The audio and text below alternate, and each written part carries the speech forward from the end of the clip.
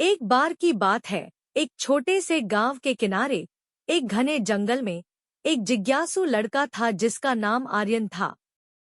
उसे नई जगहों की खोज और रोमांच करने का बहुत शौक था।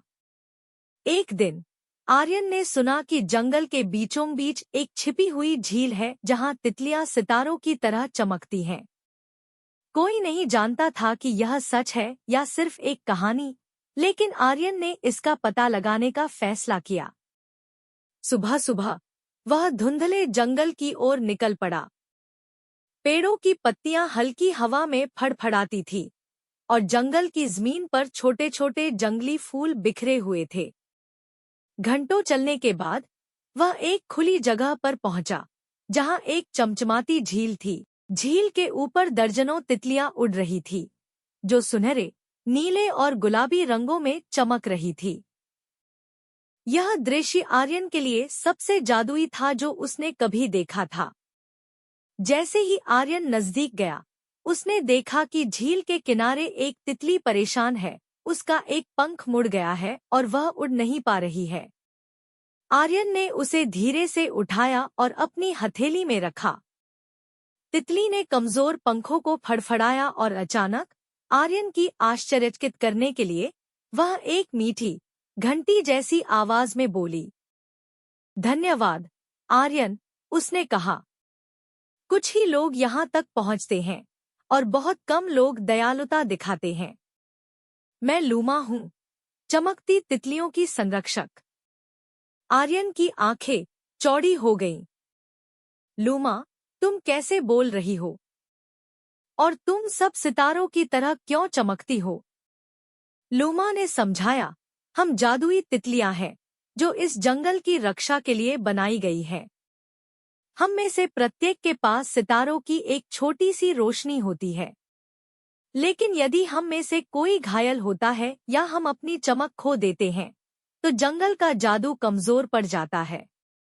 यह झील हमारी दुनिया को आसमान के सितारों से जोड़ती है। जब तुमने मेरी मदद की, तो तुमने अपने अंदर छुपे एक जादू को जगाया, एक ऐसा दिल जो जंगल की रक्षा कर सकता है। एक आभार के रूप में लूमा ने आर्यन को एक विशेष उपहार दिया, प्रकृति की भाषा समझने की शक्ति। उस दिन से आर्यन पेड़ों की पुरानी कहानियां सुन सकता था, जानवरों को समझ सकता था और जंगल की धड़कन को महसूस कर सकता था। आर्यन की दयालुता की कहानी पूरे गांव में फैल गई। वह अक्सर झील पर लौटता, चांदनी में चमकती तितलियों को नाचते हुए देखता। उनकी रोशनी उसके और रात के आसमान के रहस्यों के बीच एक पुल बनाती थी। आर्यन अपनी नई शक्ति के साथ जंगल का संरक्षक बन गया और आने वाली पीढ़ियों के लिए उस जंगल के जादू को जीवित रखा। और हर रात, अगर आप ध्यान से देखें, तो आप चमकती तितलियों को सितारों के नीचे नाचते हुए देख सकते हैं, जो आर्यन की साहस और दयालुता की याद दिलाती हैं। एक बार की बात है, एक हलचल से भरे गांव में एक छोटी चिड़िया थी जिसका नाम चीकू था। चीकू जिज्ञासु थी और उसे अपने पसंदीदा पेड़ की एक बड़ी शाखा से दुनिया को देखना बहुत पसंद था। हर दिन वह अन्य पक्षियों को आसमान में ऊंचाई पर उड़ते हुए देखती, जो दूर दूर तक की यात्रा कर रहे थे। चीकू अक्सर दूर की धरती पर उड़ने का सपना देखती, लेकिन वह अपने पेड़ की सुरक्षा को छोड़ने से डरती थी। एक धूप भरी सुबह चीकू ने देखा कि उसके दोस्त, एक बुद्धिमान पुराना उल्लू जिसका नाम गुरु था, पास ही बैठे थे। उन्होंने उसकी चिंताओं को महसूस किया। तुम इतनी उदास क्यों हो, चीकू? उन्होंने जेंटली पूछा। मैं अन्य पक्षियों की तरह दुनिया देखना चाहती हूँ, गुरु, चीकू ने उत्तर दिया, लेकिन मैं घर से दूर उड़ने से डरती हूँ। गुरु ने मुस्कुराते हुए कहा, डर बढ़ने का एक हिस्सा है। कभी कभी तुम्हें अपने आरामदायक क्षेत्र से बाहर निकलने के लिए विश्वास के एक कूद की जरूरत होती है, ताकि तुम उस सुंदरता को खोज सको जो तुम्हारे चारों ओर है। गुरु के शब्दों से प्रेरित होकर चीकू ने अपने साहस को इकट्ठा करने का निर्णय लिया। उस शाम उसने सूर्यास्त को देखा और साहस का एक चिंगारी महसूस की। अगले सुबह उत्साह से भरपूर होकर उसने गहरी सांस ली और आसमान में उड़ने लगी। शुरुआत में हवा ने उसके पंखों के खिलाफ मजबूत महसूस किया, लेकिन उसने ऊंचाई पर उड़ना जारी रखा। चीकू ने रंग-बिरंगे फूलों से भरे खूबसूरत मैदान, चमचमाती नदियां और ऊंचे पहाड़ जो बादलों को छूते थे, खोजे। उसने अन्य पक्षियों के साथ दोस्ती की, कहानियां साझा की और एक साथ हंसने लगी। जैसे जैसे दिन बीतते गए, चीकू ने महसूस किया कि उसके डर घटते जा रहे हैं। उसने उड़ने के थ्रिल का आनंद लेना और नए स्थानों की खोज करना सीख लिया। उसने बारिश के बाद एक चमकदार इंद्रधनुष देखा, पक्षियों के झुंड के साथ उड़ान भरी और यहाँ तक कि तितलियों के साथ नाचा। हालांकि समय के साथ चीकू को अपने घर और अपने पेड़ की याद आने लगी। उसने निर्णय लिया कि अब लौटने का समय है। खूबसूरत यादों से भरे दिल के साथ उसने अपने गांव की ओर उड़ान भरी।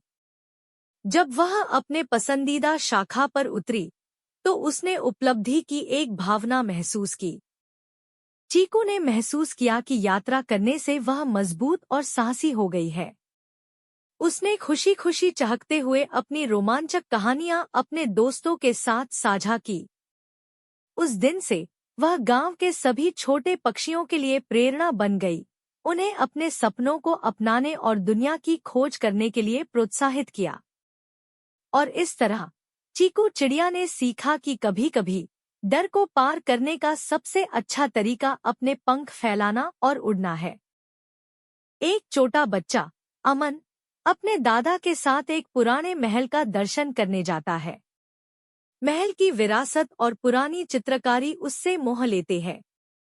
अचानक उसकी नज़र एक बड़े दरवाजे पर पड़ती है, जो किसी भी और दरवाजे से अलग होता है, सुनहरी नक्श और चमकदार पत्थरों से साझा हुआ। अमन दरवाजे की तरफ खिंचता चला जाता है और देखता है कि वो दरवाज़ा अजीब तरीके से चमक रहा है।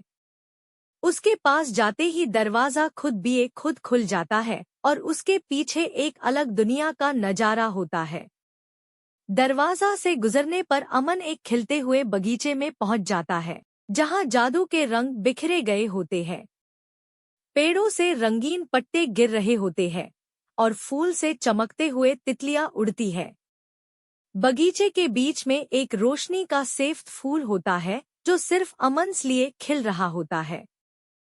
जब वो फूल के पास पहुंचता है और उसे छूता है, तो एक रोशनी का तूफान उसके चारों तरफ घूम जाता है और वो फिर से दरबार के सामने खड़ा होता है।